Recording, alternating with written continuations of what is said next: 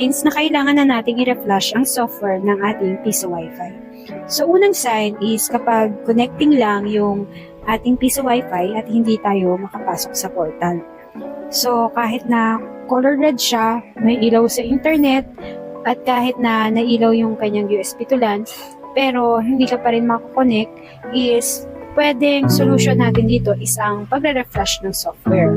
Another naman is kapag color green lang siya, steady lang siya sa green at hindi siya nagta-turn red. Kasi sa green ay ibig sabihin booting siya. Pagpa-flash ay kailangan mo ng tatlong bagay. So, una ay kailangan mo ng computer o laptop na magagamit. Ikalawa naman ay SD card reader or memory card reader. At pangatlo ay internet connection. So, kunin muna natin yung SD card dito sa board.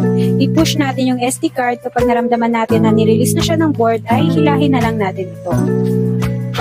And then, ikakabit natin siya sa ating SD card or memory card reader.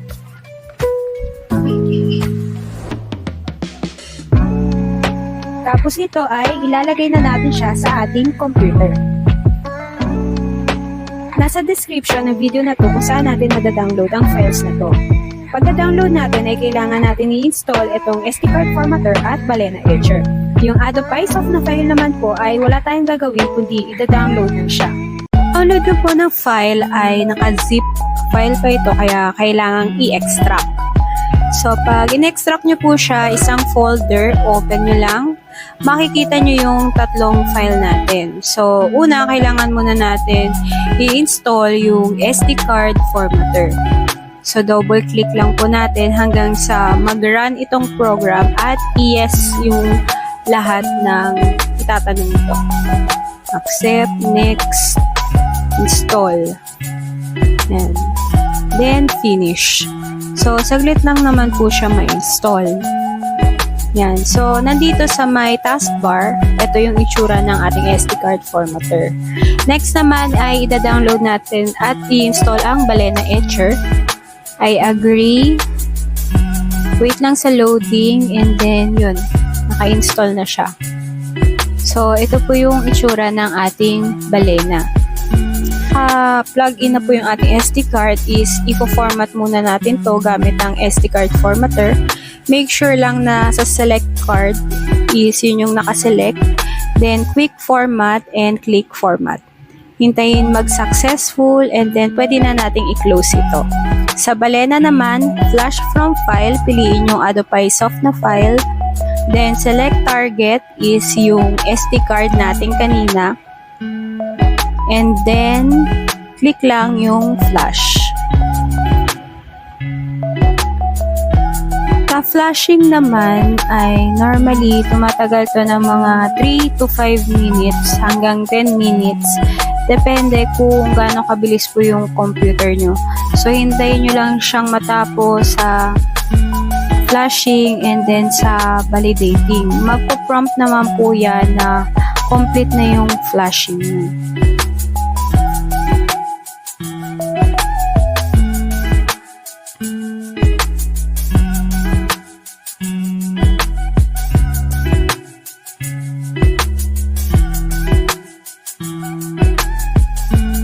Nag-prompt na to ng flash completed ay safety eject na sa computer yung SD card. So yung safety eject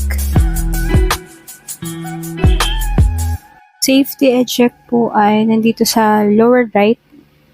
Yan. Then save to remove hardware.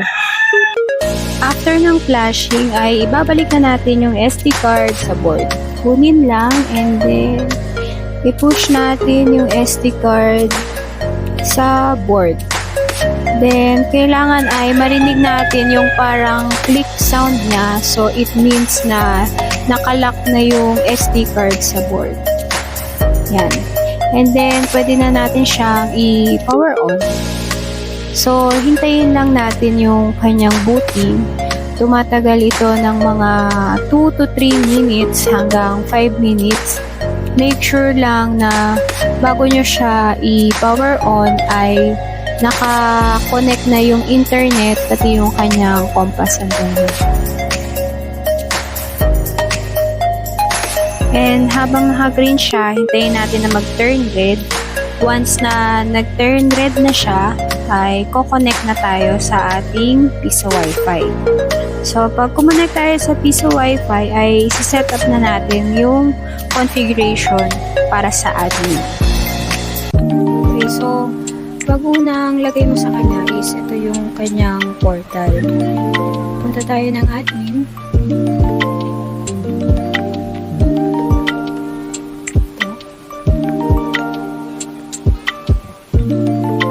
I-out muna. So, sa admin, ang username natin ay admin. Ang password natin ay admin din. Login. Okay. So, unang-una po ay hihingi yan ng license. So, itong license ay magagaling po sa akin. Sisend ko sa inyo. I-copy paste ko lang po. Tapos yung email. Tsaka yung password. Activate. Yan. Pagka-activate nyo po yan, is punta kayo ng system, device, then check for updates.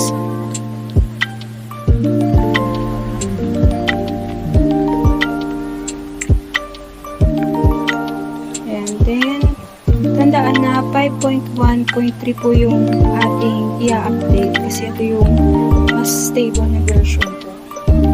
So, click nyo lang tong install version 5.1.3 install. And then, bandang itaas, makikita nyo po yung loading niya. So, pag natapos po yan, magtatanong yan na kailangan siyang i-reboot. So, reboot, then click nyo lang po yung yes. And then, hintayin nyo lang po matapos yung reboot niya. So, malalaman nyo tapos na yung reboot kung yung green na LED ay nag-turn red na po. Tapos, connect kayo ulit. Then, proceed tayo sa setup po ng admin. After ng update, ito na po yung maglalagin ulit tayo sa admin. Username is admin. Then, password is admin din. Login lang.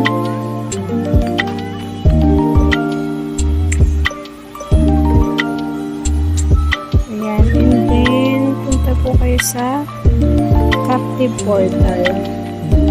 Teams, Captive Portal. Then, variants. Reset team muna. Hintayin nyo lang matapos yung loading yan. So, minsan mga 1 minute or less bago matapos ito. After po ng reset teams, ayan. So, kung babalik tayo sa 10.0.0.1,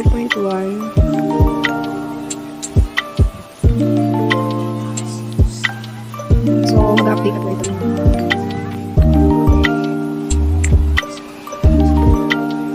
So, kung nag-update siya, hindi naman natin ayusin tayo ibang settings.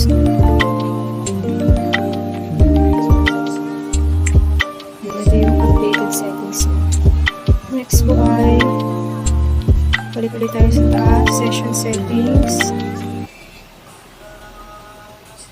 Wi-Fi rates, and check natin yung data rates, session settings. So, sa pinakababa, click nyo lang yung time. Tapos, edit natin ito ng 5, and then ano siguro ito? Para 1 day. Save.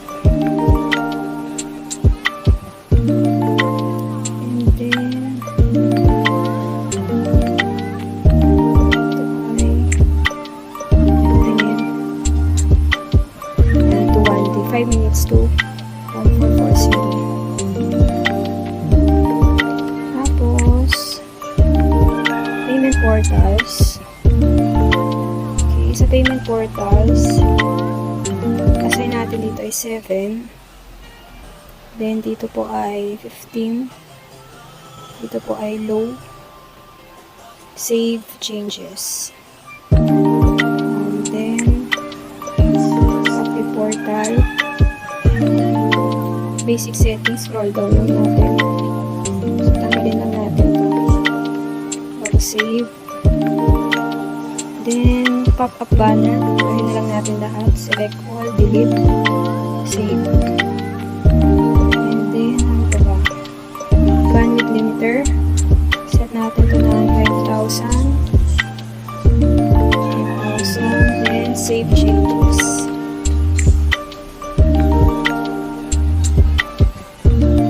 And then,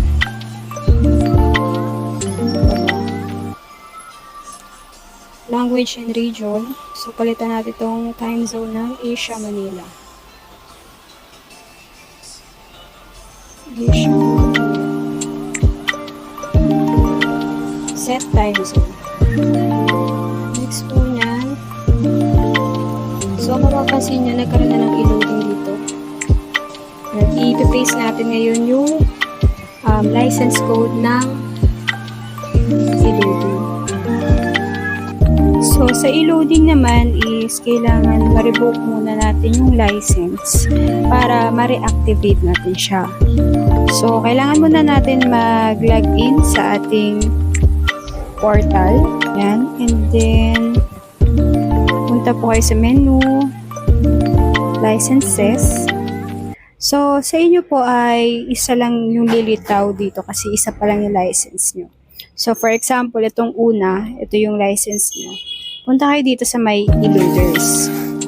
Pagka-click nyo ng e-loaders, yan, kunyari itong una, is scroll right nyo po, tapos sa actions, click nyo itong menu, then revoke machine.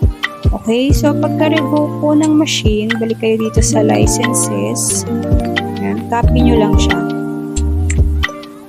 Yan, pagka-copy, balik po kayo sa admin ng Vendo. Punta po kayo ng e-loading.